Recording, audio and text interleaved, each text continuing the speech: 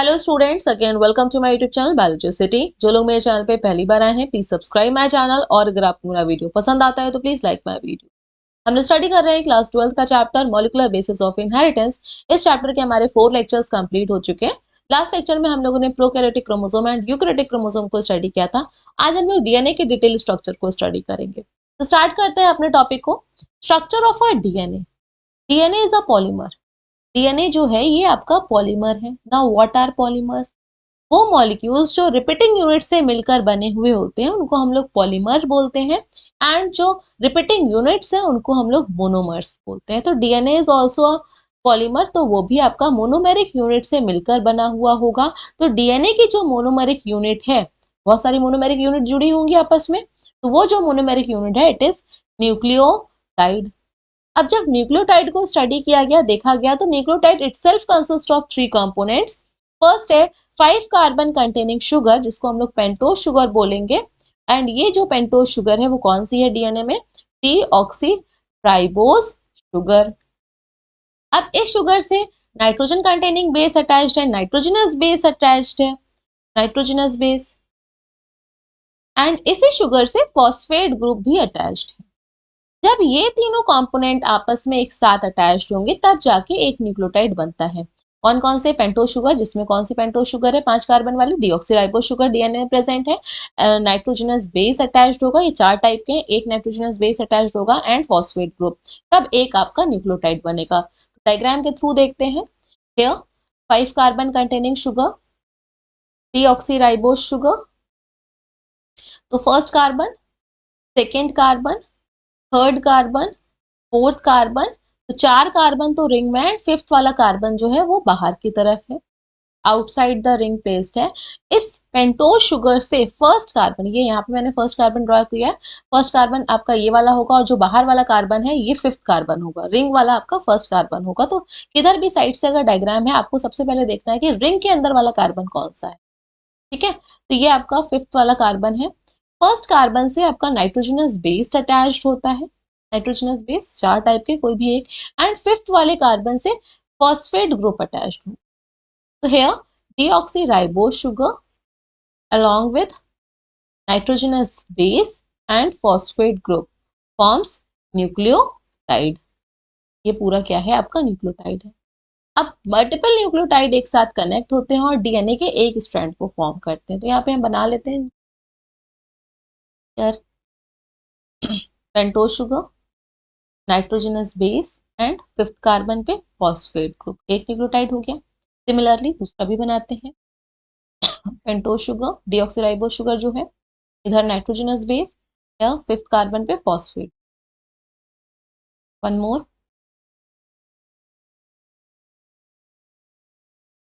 Pentose sugar, nitrogenous base, phosphate group, and last 4 बना लेते हैं। Deoxyribose sugar, nitrogenous base and phosphate. अब ये मैंने यहाँ पे 4 न्यूक्लियोटाइड बनाए हैं, ये आपस में अटैच्ड होते हैं। अब इन जब ये अटैच्ड होंगे, सिर्फ यहाँ पे phosphate group and pentose sugar का ही रोल होगा। तो यहाँ पे जो आपका कार्बन है, सी कार्बन नंबर ये फर्स्ट है, सेकेंड है, थर्ड है। थर्ड कार्बन पे यहाँ पे OH ग्रुप एंड फॉस्फेट में भी यहाँ पे OH ग्रुप होगा। तो इस इतने पार्ट से वाटर मॉलिक्यूल का रिमूवल होता है, और 2 ईस्टर बॉन्ड जिसके बीच में फॉस्फेट ग्रुप अटैच्ड है वो फॉर्म होता है। उस बॉन्ड को हम लोग क्या बोलते हैं? Phosphodiester bond. Phosphodiester bond, diester क्योंकि 2 ईस्टर बॉन्ड है। अभी आगे हम इसको डिटेल में भी देखेंगे। तो यहाँ पे जब ये वाटर मॉलिक्यूल रिलीज होता है, तो ये जो कार्बन नंबर थर्ड है और ये फिफ्थ वाले पे जो ये फॉस्फेट ग्रुप अटैच्ड है, इन दोनों के बीच में, ये दोनों न्यूक्लियोटाइड के बीच में बॉन्ड बनता है। कौन सा बॉन्ड बनता है? Phosphodiester bond. आप इस बॉन्ड में जब ये बॉन्ड बन गया, तो आप देख रहे होगे जो नाइट्रोजनस बेस है इसमें इसका कोई भी रोल नहीं है। जो ये स्ट्रैंड बन रहा है, नाइट्रोजनस बेस 90 डिग्री पे फ्री हैंग है। तो जो स्ट्रैंड का बैकबोन है वो किसकी बनी हुई है? ये बैकबोन जो बनी हुई है deoxyribose sugar and phosphate group. पहले वाले का डीऑक्सीराइबोज शुगर पेंटोज वाला पार्ट जुड़ा हुआ है, दूसरे का फॉस्फेट वाला। फिर इसका यहाँ पे कौन सा वाला पार्ट है? शुगर वाला पार्ट है, यहाँ फॉस्फेट वाले पार्ट से अटैच्ड है। फिर दूसरे वाले का यहाँ पे पेंटोज का और इसका फॉस्फेट का, इस तरह से बॉन्ड फॉर्म होता है और एक स्ट्रैंड बनता है। तो जो बैकबोन बन रहा रहे हैं डीएनए के एक स्ट्रैंड की, वो कौन बना रहा है? Phosphate group, phosphate group and deoxy ribose sugar. और कौन नहीं है इस स्ट्रैंड, इस बैकबोन में? नाइट्रोजनस बेस तो बाहर की तरफ हैंग है। ये एक डीएनए का स्ट्रैंड। तो हम यहाँ पे डायग्राम के थ्रू देख लेते हैं। अब first here is the structure of a pentose sugar. यहाँ पे एक आपका राइबोज शुगर का दिया गया है, इधर डीऑक्सी राइबोज शुगर का दिया गया, दोनों ही सेम है, बस पोजीशन एक जगह पे हाइड्रोक्सिल ग्रुप आपका डीऑक्सी राइबोज शुगर में नहीं है, इसलिए उसका नाम ही रखा गया है डीऑक्सी। क्योंकि हाइड्रोक्सिल ग्रुप नहीं है, कहाँ पे नहीं है? सेकेंड कार्बन पे, इस जगह पे हाइड्रोक्सिल ग्रुप नहीं है, जो कि आपका राइबोज शुगर में प्रेजेंट है। अब यहाँ पे भी नंबरिंग सेम ही दी गई है, लेकिन CH2 ग्रुप राइट साइड को अटैच किया गया, तो जहां पे CH2 ग्रुप होगा तो वो वाला 5th कार्बन है, और जो रिंग वाला कार्बन होता है वो 1st कार्बन होता है, रिंग वाला ही 1st कार्बन होता है। तो यहाँ से अटैच किया है, इस तरह से ये बनाया गया है। तो डीएनए में डीऑक्सीराइबोज शुगर है, यही बनाया था अभी। और डीऑक्सी क्यों? क्योंकि सेकेंड वाले पे हाइड्रोजन हाइड्रोजन प्रेजेंट है। एंड फॉस्फोरिक एसिड बना हुआ है यहाँ पे, phosphate containing hydroxyl group and oxygen H3PO4। तो ये पूरे न्यूक्लियोटाइड में जितने भी न्यूक्लियोटाइड होते हैं उसमें ये सेम ही रहती है, ये शुगर एंड फॉस्फोरिक एसिड वाला ग्रुप। बचा क्या? Nitrogenous base. Nitrogenous bases are of two type. अब ये दो तरह के क्यों हैं?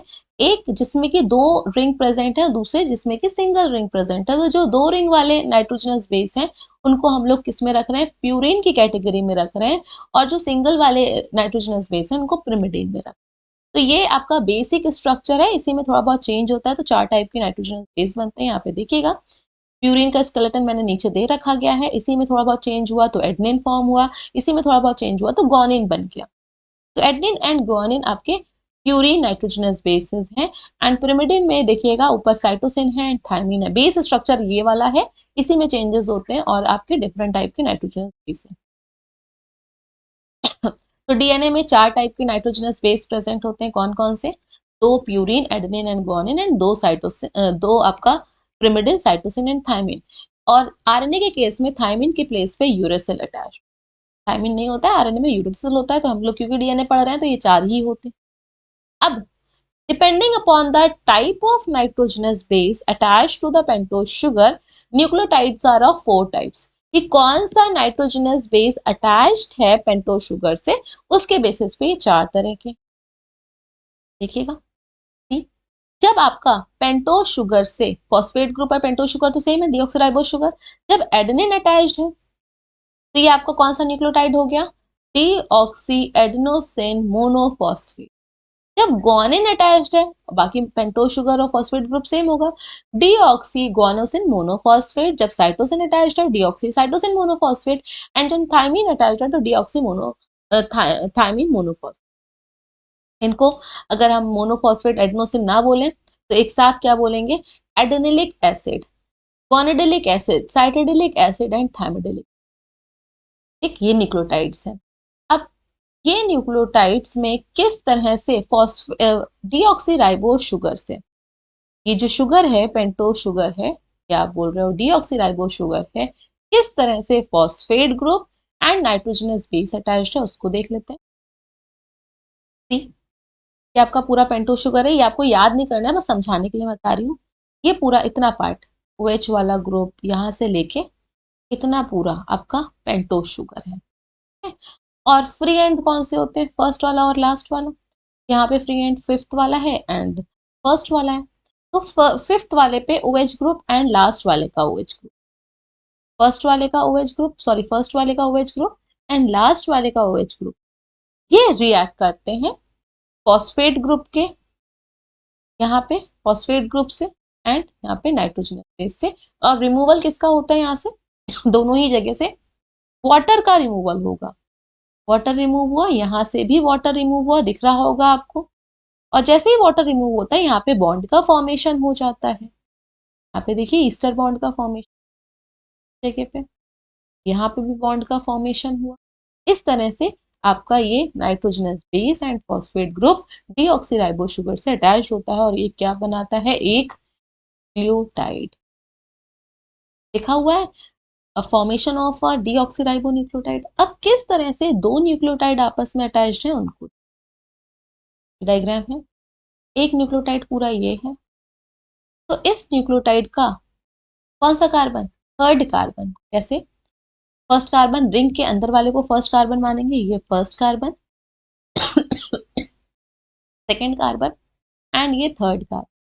थर्ड कार्बन पे जो OH ग्रुप अटैच्ड है ये रिएक्ट करेगा किससे, जो दूसरा वाला न्यूक्लियोटाइड है, दूसरा वाला न्यूक्लियोटाइड नीचे वाला है ये, इसमें जो फिफ्थ कार्बन पे फॉस्फेट ग्रुप लगा है, तो ये फिफ्थ कार्बन कौन सा हुआ, इसका first, second, third, fourth and fifth. Fifth carbon से देखिए फॉस्फेट ग्रुप अटैच है, ये फिफ्थ कार्बन से फॉस्फेट ग्रुप अटैच्ड है। इस फॉस्फेट ग्रुप से जो OH ग्रुप अटैच्ड है, तो यहां से भी किसकी कुर्बानी होगी, किसका सेक्रीफाइस होगा, या बोल सकते हो किसका रिमूवल हो रहा है, वाटर मॉलिक्यूल। यहाँ से भी वाटर मॉलिक्यूल रिमूव हो रहा है। जैसे ही वाटर मॉलिक्यूल रिमूव होगा यहाँ पे बॉन्ड का फॉर्मेशन होगा। कौन सा बॉन्ड है, उसका नाम फॉस्फोडाइस्टर बॉन्ड, क्योंकि डाई ईस्टर, दो ईस्टर के यहाँ पे बॉन्ड है। ईस्टर बॉन्ड क्या होता है, ऑक्सीजन कि इस साइड भी कोई ग्रुप, इस साइड भी एक ग्रुप, इसको ईस्टर बॉन्ड बोलते हैं। और तो दो ईस्टर बॉन्ड है और बीच में क्या है, फॉस्फेट। देख लीजिए कैसे फॉस्फोडाइस्टर बॉन्ड में ड्रॉ कर लेते हैं। क्या, एक ये O और एक ये एक ईस्टर बॉन्ड, और यहाँ पे एक ये और एक ये ईस्टर बॉन्ड, एक एक ये वाला ईस्टर बॉन्ड O के इधर भी और एक ये वाला, ये आपके ईस्टर बॉन्ड हो गया पूरा। तो और बीच में क्या अटैच्ड है, बीच में फॉस्फेट है, that's why we called it as phosphodiester bond. तो आपको ये पूरा केमिकल स्ट्रक्चर याद करने की जरूरत नहीं है, सिर्फ नेम याद करना है कि दो न्यूक्लियोटाइड के बीच में कौन सा बॉन्ड प्रेजेंट होता है। अब हम लोग कंटेंट को रीड कर लेते हैं, फिर आगे डीएनए के स्ट्रक्चर को स्टडी करेंगे। अभी तो हमने देखा कि डीएनए की यूनिट क्या है, कैसे बनी हुई है और कैसे दो यूनिट एक दूसरे के साथ अटैच। तो यह डीएनए आपका पॉलीमर है जो कि किससे बना हुआ है, न्यूक्लियोटाइड से बना हुआ है। और वो न्यूक्लियोटाइड को हम लोग क्या बोलते हैं, डीऑक्सीराइबो न्यूक्लियोटाइड। इसमें आपका क्या, एक न्यूक्लियोटाइड जो बना हुआ होता है उसमें क्या क्या चीजें होती हैं, एक न्यूक्लियोटाइड में डीऑक्सीराइबोस शुगर है, फॉस्फेट ग्रुप है और एक कोई भी नाइट्रोजन। नाइट्रोजनस बेस आपके चार टाइप के होते हैं, एडेनिन, गुआनिन, साइटोसिन, थायमिन। अभी स्टडी किया, एडेनिन गुआनिन प्यूरिन में आते हैं and cytosine and thymine pyrimidine में। Adenine guanine purine and thymine cytosine आपका पिरिमिडिन, यही स्टडी किया था। नेक्स्ट डीएनए का मॉडल को स्टडी करेंगे which was proposed by Watson and Crick. DNA के मॉडल को वाटसन एंड क्रिक ने बताया था। कैसे बताया था, सी, अब एक जो स्ट्रैंड अभी हम लोगों ने स्टडी किया डीएनए का, डीएनए का एक स्ट्रैंड कैसे बनता है, एक न्यूक्लियोटाइड दूसरे न्यूक्लियोटाइड से जब अटैच्ड है, इस इधर फॉस्फेट ग्रुप, इधर नाइट्रोजन बेस, दूसरा न्यूक्लियोटाइड साइड ड्रॉ कर देते हैं। ये दोनों यहाँ से अटैच्ड है, फॉस्फोडाइस्टर। इस डायग्राम में इस बैकबोन को इसी तरह से दिख, ये पूरी बैकबोन शो कर रही है, जो किससे, ये लेडर लाइक जो स्ट्रक्चर है इसकी, जो ये वाली बैकबोन है ये deoxyribose sugar and phosphate group को शो कर रही है। एंड जो इससे 90 डिग्री पे ये ग्रुप निकले हुए हैं इस तरह से बाहर, ठीक है? तो आप बोल सकते हो लेडर के जो रंग्स हैं, ठीक है, स्टेप्स हैं, वो क्या है, दो स्ट्रैंड बने हुए हैं और इससे नाइट्रोजनस बेस बाहर को क्या है आपके, नाइट्रोजनस बेस लिखा है GTACA, ये एक स्ट्रैंड है। सिमिलरली आपका ये दूसरा स्ट्रैंड। अब आप जब स्ट्रैंड को देखोगे, इस स्ट्रैंड में आपको एक साइड दिख रहा होगा 5' तो दूसरा साइड दिख रहा होगा 3'। एक साइड दिख रहा होगा 3' तो दूसरी साइड दिख रहा होगा 5'। ये क्यों है, जैसे कि अभी हम लोग ने स्ट्रक्चर देखा कुछ इस तरह से था। कितने न्यूक्लियोटाइड है इस स्ट्रक्चर में देखिएगा, ये पूरा एक स्ट्रैंड है, यहाँ से लेके यहाँ तक ये पूरा आपका एक ब्लॉक में कर देती हूँ, एक स्ट्रैंड है। अब ये स्ट्रैंड किससे बन के जुड़ा हुआ है, phosphate group and oxyribo deoxyribo sugar से बना है। और जो नाइट्रोजनस बेस है वो 90 डिग्री पे बाहर की तरफ है, कर देते हैं। अब इनके अगर आपको याद हो मैं बार बार पोजिशंस बता रही हूँ। जो पेंटोज शुगर होता है वो 5th कार्बन पे, तो यहाँ पे देखिए जो फॉस्फेट ग्रुप है, सॉरी, वो 5th कार्बन पे अटैच्ड है, ये 5th कार्बन है। तो यहाँ पे 5th वाला कार्बन मतलब ओपन एंड है, ओपन एंड 5th वाले पे। और ये जो OH ग्रुप लगा हुआ है कौन से कार्बन पे, फर्स्ट ये हुआ, सेकंड ये हुआ, थर्ड हुआ, ये थर्ड एंड है। तो जब हम इसको लाइन डायग्राम से बनाएंगे तो ऊपर वाला कौन सा ओपन है, 5 वाला, और नीचे वाला थर्ड वाला। सपोज अगर हम ह्यूमन की एक लाइन भी बनाते हैं, चेन भी बनाते हैं, तो मेरा राइट हैंड है, ठीक है, दूसरे का लेफ्ट हैंड होगा, फिर दूसरे का राइट हैंड होगा, लेफ्ट हैंड होगा। तो जब लास्ट वाले ये जो पर्सन इस तरह से खड़े हुए हैं चेन में, बहुत सारे खड़े हुए हैं सपोज, तो एक का लेफ्ट हैंड ओपन होगा और एक का राइट हैंड ओपन होगा। सिमिलरली जब ये एक दूसरे के साथ न्यूक्लियोटाइड अटैच्ड होंगे तो एक साइड आपका 5 कार्बन वाला एंड ओपन होगा और एक साइड आपका 3 कार्बन वाला होगा। अब ये दोनों स्ट्रैंड आमने सामने होंगे, तो आमने सामने तभी हो सकते हैं जब ये पलट के होंगे, पलटे होंगे, जैसे हाथ है जोड़ेंगे ऐसा थोड़ी ना रख सकते हैं। अगर फ्रंट कर रहे होंगे तो ये जो दूसरा स्ट्रैंड है जस्ट अपोजिट होगा। दूसरा स्ट्रैंड क्या होगा, अगर ये 5 डैश, इसको बोलते हैं 5 डैश टू 3 डैश, इस तरह से। दूसरा क्या होगा इसके सामने वाला, 3 डैश टू 5 डैश, तभी दोनों के नाइट्रोजनस बेस आमने सामने आ पाएंगे, अदरवाइज दोनों के नाइट्रोजनस बेस सीधा सीधा लगा देंगे, इसी तरह से होंगे। ऐसा स्ट्रक्चर नहीं देखने को मिला डीएनए का, जैसा स्ट्रक्चर हमें दिख रहा है उसको हम सिर्फ स्टडी किया है, तो इन्होंने भी, वॉटसन एंड क्रिक ने भी स्टडी किया था। तो ये आपका डीएनए का कुछ स्ट्रक्चर है, इस तरह से देख लेते हैं स्ट्रक्चर को। वॉटसन एंड क्रिक ने क्या क्या बताया। डीएनए जो है वो 2 स्ट्रैंड से मिलके बना हुआ है न्यूक्लियोटाइड के, यहाँ पे देखिएगा 2 स्ट्रैंड को, एक स्ट्रैंड ये है, एक स्ट्रैंड ये है। दोनों ही स्ट्रैंड यहाँ पे लिख देते हैं, 2 स्ट्रैंड्स हैं। दोनों ही स्ट्रैंड एंटी पैरेलल हैं, पैरेलल तो है लेकिन जस्ट अपोजिट फेस कर रहे हैं, तभी उनके नाइट्रोजनस बेस आमने सामने आ पाएंगे। तो एंटी पैरेलल है, पैरेलल भी है लेकिन एंटी है। एक का 5 डैश है एंड ओपन है, एक का 3 डैश, तो सामने वाले का 3 डैश होगा और 5 डैश होगा।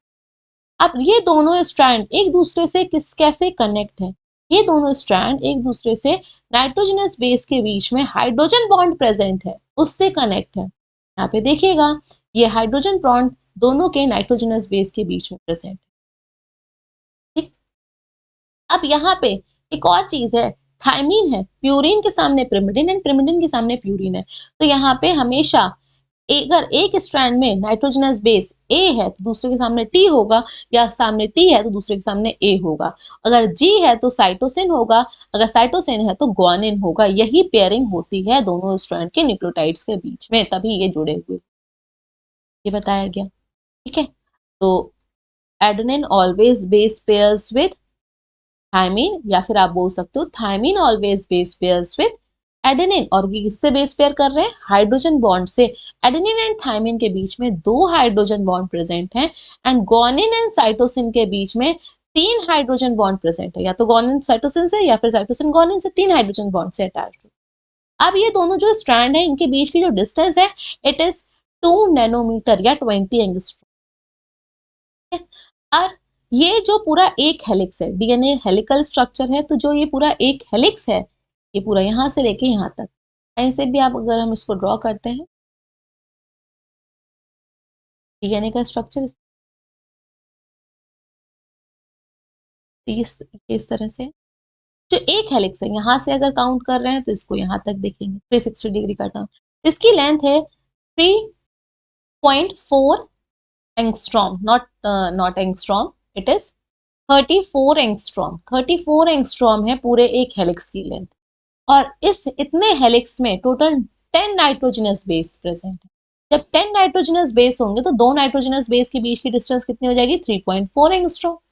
इन दिस डायग्राम इस पूरे हेलिक्स की अगर नैनोमीटर में देखेंगे तो 3.4 नैनोमीटर यहाँ पे दे रखा गया है, यहाँ से यहाँ तक का पूरा एक हेलिक्स है, पूरा एक टर्न हो जाना 360। और इस एक टर्न में टोटल नाइट्रोजनस बेस कितने हैं, 10 है। तो 10 होंगे तो हर एक के बीच की डिस्टेंस कितनी हो जाएगी, 0.34 नैनोमीटर या फिर 3.4 एंगस्ट्रॉम। अब पॉइंट्स को रीड कर लेते हैं इसके, यहाँ पे फिर डीएनए आपका लीनियर स्ट्रक्चर है, लेंथ वाइज है, सर्कुलर नहीं है, बट ट्विस्टेड है, पॉलीमर ऑफ डीऑक्सीराइबोन्यूक्लियोटाइड। ये आपका कैसा है, ट्विस्टेड स्ट्रक्चर भी।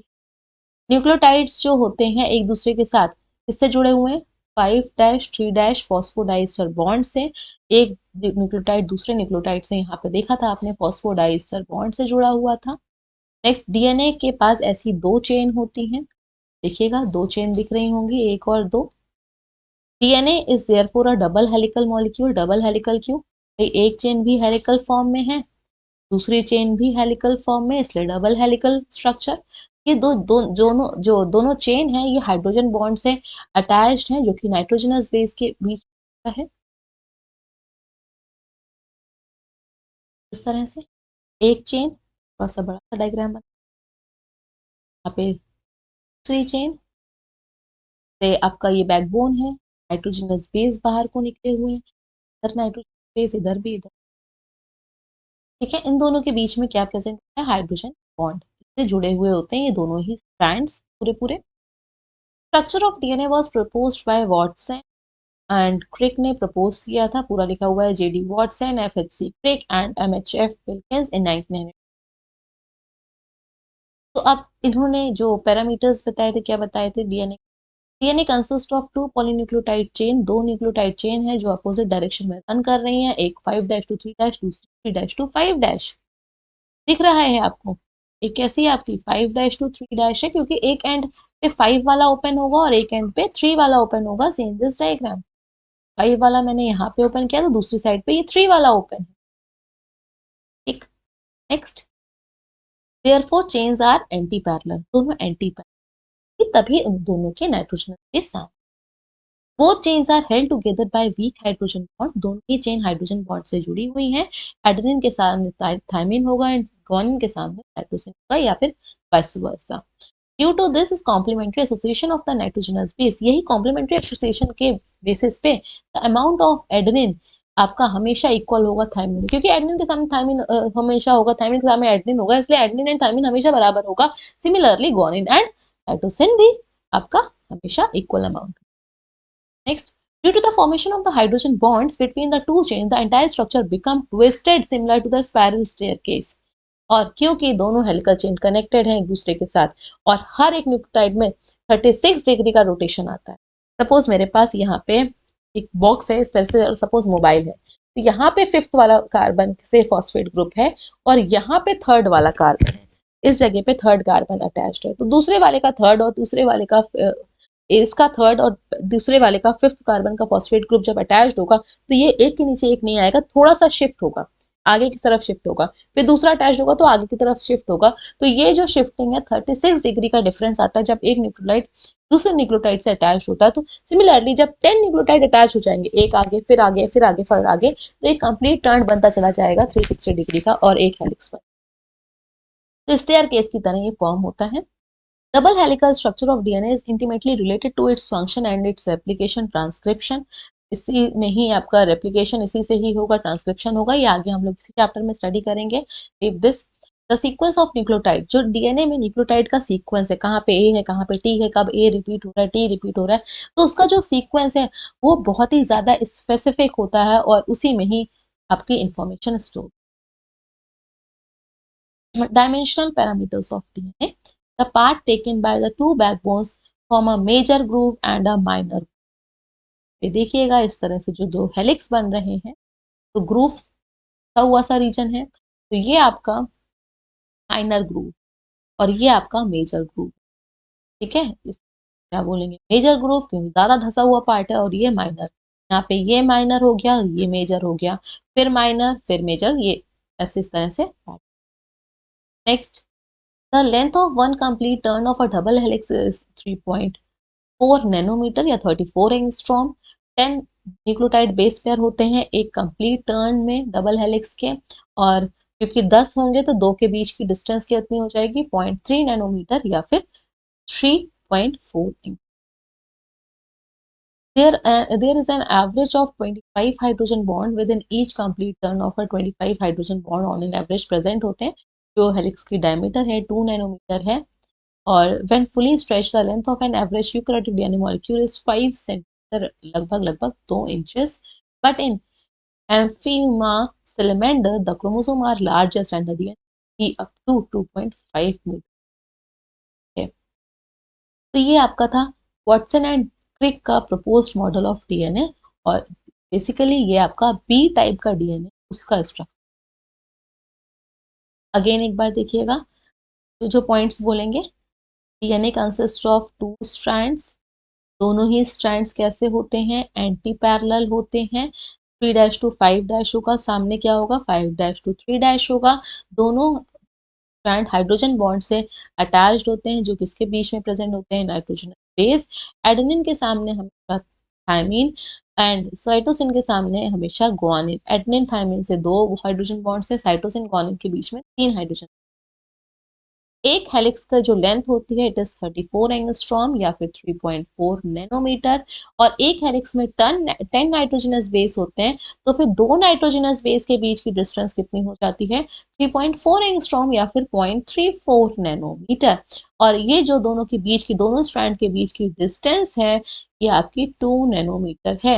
इतना आपको पता होना चाहिए जब भी आपसे पूछा जाए कि वॉटसन एंड क्रिक का जो डीएनए का मॉडल है उसको एक्सप्लेन करिए, तो ये पॉइंट्स और इन डायग्राम को बताना है। साथ ही साथ अभी हम लोगों ने major group and minor group को भी स्टडी किया।